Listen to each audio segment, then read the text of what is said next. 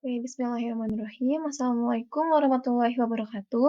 Halo semuanya, perkenalkan saya Saska Amanda Saliha dengan NIM 2307226 dari Sistem Telekomunikasi kelas 3C. Pada video kali ini, saya akan membahas mengenai teknik modulasi yang merupakan materi dari mata kuliah Sistem Komunikasi.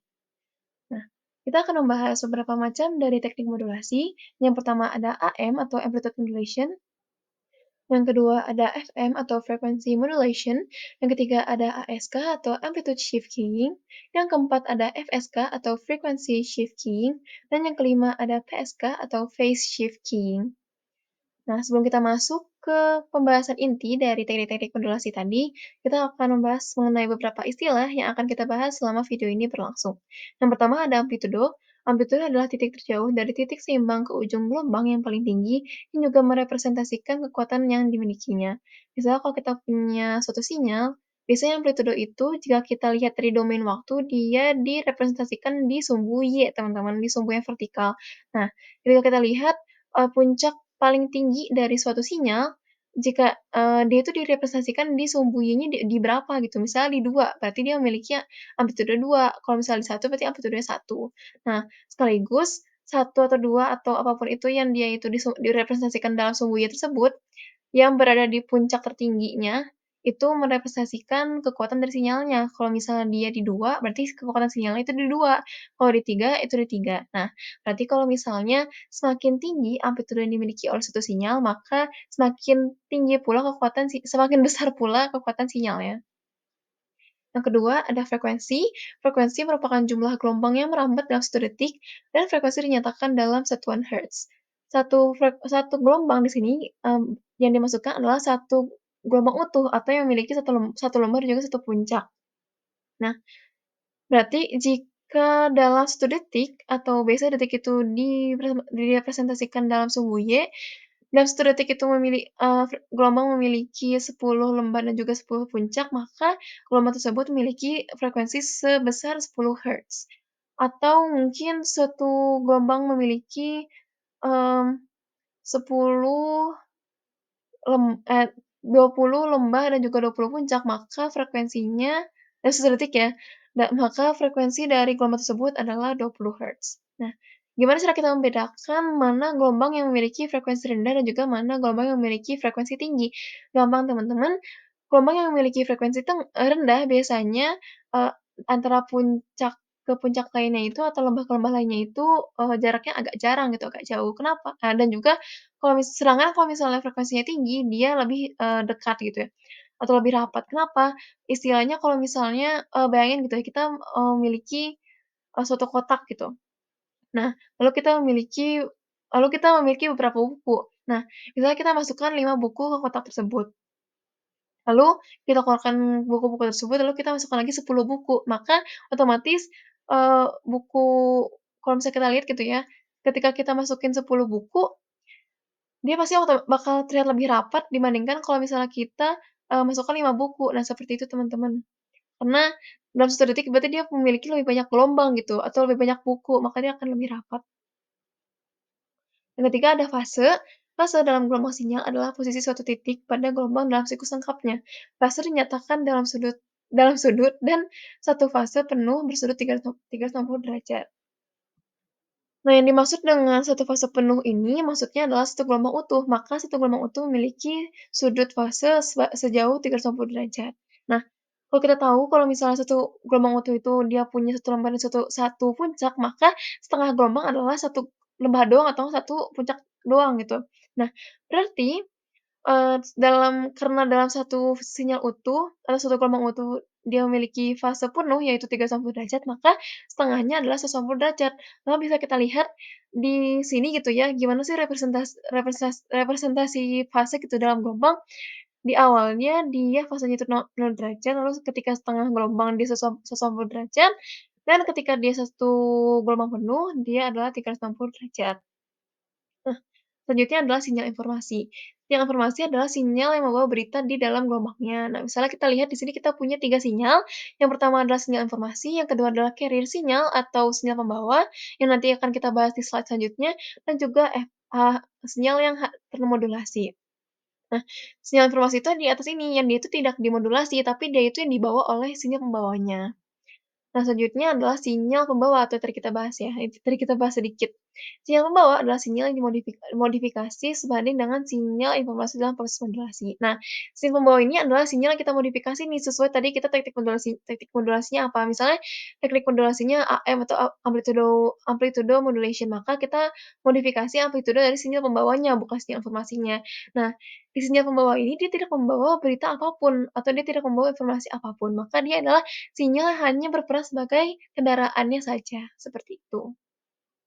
Oke, langsung saja kita masuk ke, pembahasan inti kita di sini, yaitu pembahasan mengenai teknik-teknik modulasi. Yang pertama adalah AM atau amplitude modulation.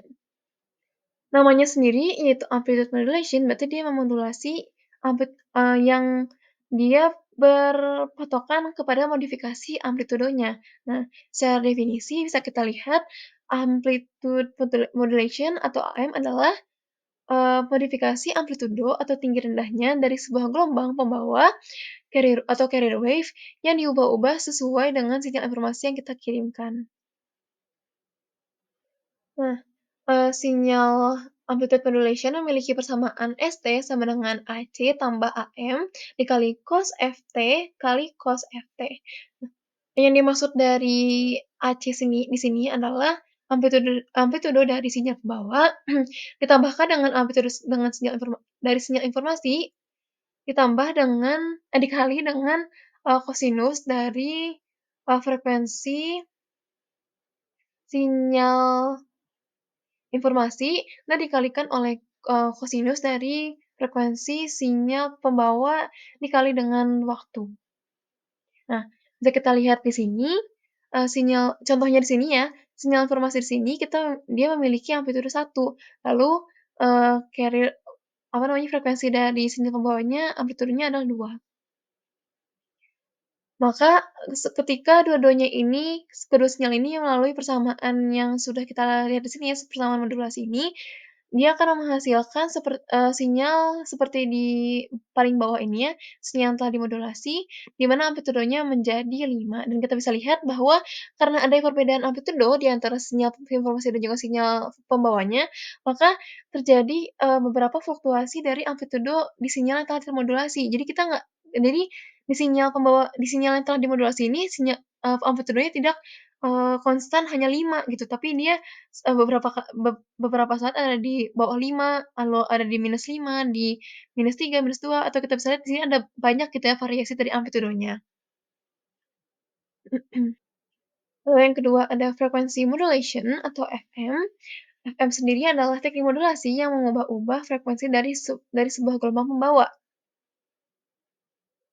Di mana persamaan itu didefinisikan menjadi ST sama dengan AC dikali cos 2pi Fc plus Kf kali Mt kali T.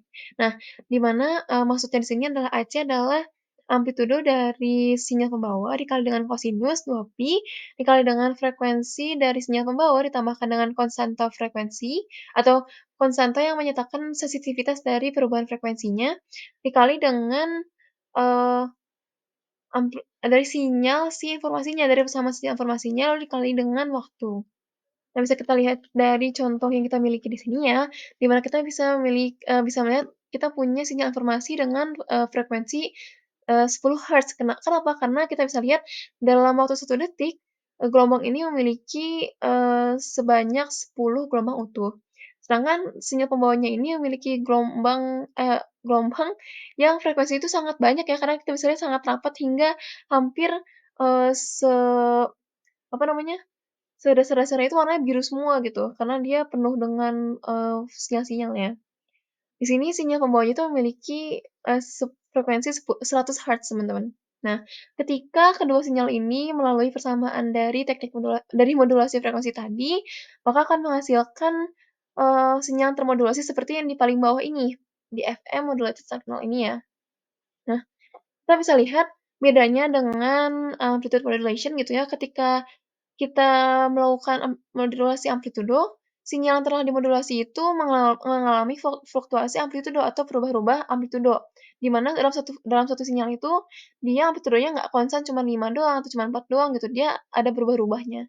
Sedangkan kalau misalnya di frequency modulation, dia justru yang berubah itu, frekuensinya. Kenapa? Karena bisa kita lihat, dia amplitudenya tetap sama semua teman-teman.